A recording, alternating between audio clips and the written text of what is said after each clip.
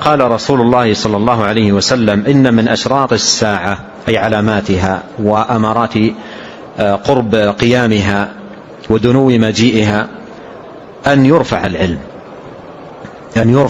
العلم ورفعه بموت حملته. يكون حملة العلم في آخر الزمان لهم وجود، لكن الناس يزهدون في الأخذ عنهم والتفقه والتعلم، فيقبض هؤلاء العلماء فلا يبقى علم.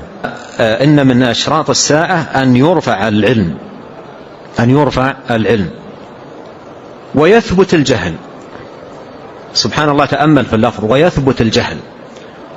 كيف يثبت الجهل ويثبت الجهل؟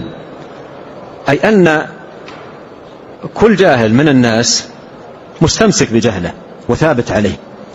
يثبت الجهل يعني لا يفكر الجاهل أن ينتقل من الجهل فيتعلم ويتفقه. يعني كل جاهل من الناس مستمسك بجهله ومحافظ على جهله ولا يفرط في جهله، فلا يبالي بعلم ولا يحرص على تفقه ولا يلتفت إلى مجالس علم، ويموت العالم تلو الآخر ولا يبالي. الجهل ثابت. فعبارة سبحان الله دقيقة جدا في وصف حال الناس في ذلك الوقت. قال: ويثبت الجهل. قال: ويشرب الخمر أيضا. هذا فيه طغيان الغفلة على الناس وإغراقهم في الشهوات والملذات والمحرمات، ومن ذلكم تعاطي الخمور وانتشار شرب الخمر وشيوع ذلك. أيضا قال: ويظهر الزنا في رواية مسلم: يفشو الزنا. والظهور ظهوره هو فشوه وانتشاره.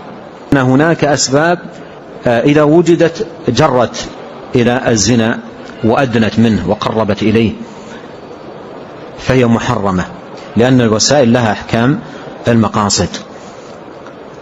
وهي في زماننا هذا كثيرة جدا، وأصبحت تدخل على الشباب وعلى الشابات من خلال القنوات ومن خلال مواقع الانترنت ومن خلال الأجهزة التي الآن كثرت بأيدي الشباب، فأصبحت تقذف به قذفا في موارد الفتن وبؤر الشر والفساد.